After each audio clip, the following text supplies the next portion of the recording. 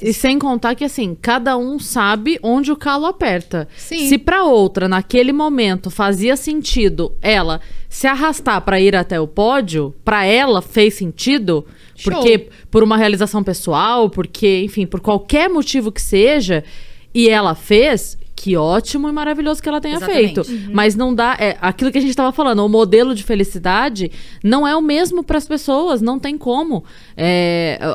Tem gente que é muito feliz trabalhando muito, tem gente que é muito feliz trabalhando o mínimo e ficando mais tempo livre. Cara, qual que é o modelo? Não tem modelo. O esporte é garra também. Dar o sangue também, mas saiba os seus limites. E quem disse que essa decisão dela também não trouxe pra ela uma carga pesadíssima pra ela carregar de cobrança, de julgamento, né? Então, assim, beleza, a outra fez ali um esforço momentâneo e foi aplaudida depois. E ela fez a decisão contrária, ela tá sendo extremamente cobrada porque não teve, então... Não requer muito mais força dela, então, para lidar com ela isso, né? extremamente corajosa, e é algo que a pandemia nos deixou também expostos a um problema que muitas vezes a gente não prestava atenção, que é o problema de depressão, de suicídio psiquiátrico real. E quando a gente fala que o psicológico é algo mais é a situação mais importante para a gente determinar as nossas atitudes e ações, a gente tem, por exemplo, a polícia, o policial, todos sabem, né, que o estresse que o policial fica na sua atribuição, porque o policial é policial 24 horas, ele não sai, ele não tira a roupa, agora eu não sou mais policial, ele é obrigado a atuar diante de um crime, mesmo no seu horário de lazer, com a sua família, etc. Ele não pode se eximir da sua obrigação, do seu juramento. E eu não sei se vocês sabem, a gente tem um índice de suicídio dos policiais que chega a ser 5 vezes maior do que quando o policial está em confronto na sua atividade. Na atividade policial.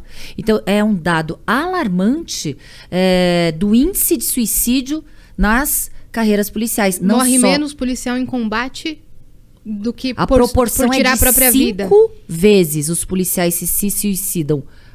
É 5 vezes maior do que quando ele está lá em confronto. Então, é algo alarmante não só na Polícia Civil, na Polícia Militar, na Polícia Federal. Então, a situação... E isso é pela pressão. Pela pressão, pela cobrança, pelo estresse. Você é um escudo, você é um anteparo entre o crime e a sociedade. Você está ali para ser o escudo real. Você vai lá em diligências, você vai cumprir mandados. Claro que você não sabe o que vai acontecer. A gente viu o que aconteceu agora esses dias, né? No cumprimento de um mandado de um feminicida, o policial foi morto. Vocês viram isso nos noticiários? Não vi. Eu não vi. Eram 2 policiais. A Polícia Civil aqui do Estado de São Paulo, não sei se a gente vai ter oportunidade de falar, mas já vou falar um pouquinho. A Polícia Civil... de falar tudo que você quiser. Ai, que bom. A Polícia Civil do Estado de São Paulo, ela está abandonada. Os governos que passaram ao longo desses mais de 25 anos não priorizaram a segurança pública da população do Estado de São Paulo. Isso a gente sabe. A gente sai na rua temendo ser vítima de um crime. Seja um furto, seja um roubo, seja um estupro, a gente tem medo. E quando o governo anuncia, diminui o crime em São Paulo, ele pega os índices de homicídio. Ora, ninguém sai. Hoje eu estou com medo de ser vítima de um homicídio, a não ser se for o meu caso, que eu sou vítima de um stalking aí, depois eu falo pra vocês. A gente vai falar sobre isso. Mas... hoje a gente sai, não é temendo ser vítima de um homicídio. A gente tem medo de ser vítima de um latrocínio, que é a morte porque estão te roubando, de um roubo, de um furto e etc. Então, quando a gente vê a manipulação de dados, a falta de investimento do governo na estrutura da segurança pública, a gente tem um déficit de policiais, de quase 14 mil policiais, que é um déficit muito maior do que tínhamos há 20 anos atrás. Não houve acompanhamento do crescimento populacional como houve uma diminuição da polícia. A gente tem, no estado mais rico da federação, os piores salários pagos aos policiais, de todas as carreiras. A gente tem também... São Paulo é o pior salário para policiais? O estado que mais arrecada, o estado mais rico... Mamãe falou disso. Falou, né? O primeiro é o Amazonas? O primeiro é Mato Grosso do Sul. Mato Grosso do Sul. Porque ele falou de algum estado, que eu não lembro agora, que ele falou, nossa, até tal estado que tem uma arrecadação baixíssima tem um salário maior do que... Rio Grande do Norte, Paraíba, qualquer estado. A gente está no último. Acre, a gente está no último ranking. E quando a gente percebe que a polícia civil, que tem a atribuição de investigar, combater crimes, não tem estrutura, o que a gente percebe? Que os governos estão deixando de lado a população. Deixa a população à mercê do crime, não é? Sim. Quando um governo sério não estrutura aquela polícia, ele não é sério.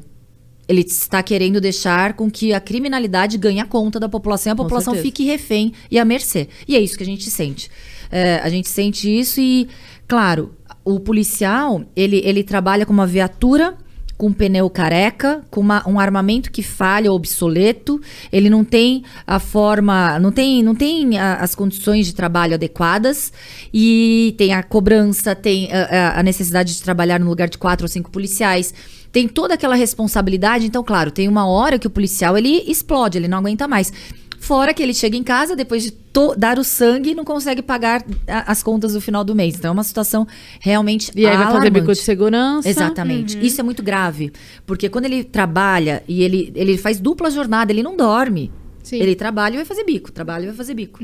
Acorda, trabalha como polícia... E de madrugada como segurança. Sim. Aí e pior. Então pior a qualidade de vida totalmente da completo. pessoa. E muitos policiais são mortos justamente nessas horas que eles estão fazendo bico. Por quê? Porque eles não têm o aparato daqueles companheiros do lado, policiais, junto ali no combate, no confronto. Ele tá lá sozinho fazendo um bico. Então, são essas horas também que os policiais perdem suas vidas, infelizmente. Essa é a sua luta enquanto presidente do sindicato? Sim, como presidente do sindicato, uma das nossas principais pautas é que o governo, ele olhe para a segurança da população do Estado. Quando a gente exige estrutura para poder trabalhar, é para que a população não fique 10 horas ali numa delegacia para fazer um boletim de ocorrência. Quando a gente fica lá 10 horas, quando a gente chega numa delegacia com barata passando no chão, com cheiro de urina e fezes numa delegacia, com delegacia que cai o teto na cabeça de qualquer cidadão. A gente chega numa delegacia, a gente é maltratado, não é? Já vê a estrutura da delegacia, não é uma estrutura acolhedora. Se a gente vai numa delegacia, não é para comemorar nada. É porque a gente já está numa situação extremamente de estresse, ou fomos vítimas de alguma coisa, de alguma situação, que é uma situação já adversa. Aí a gente chega lá, fica 10 horas esperando para fazer um BO. Não tem policial para te atender. As instalações são insalubres. Então, o governo está pensando o quê com a população? O que o governo pensa ao tratar a população dessa forma?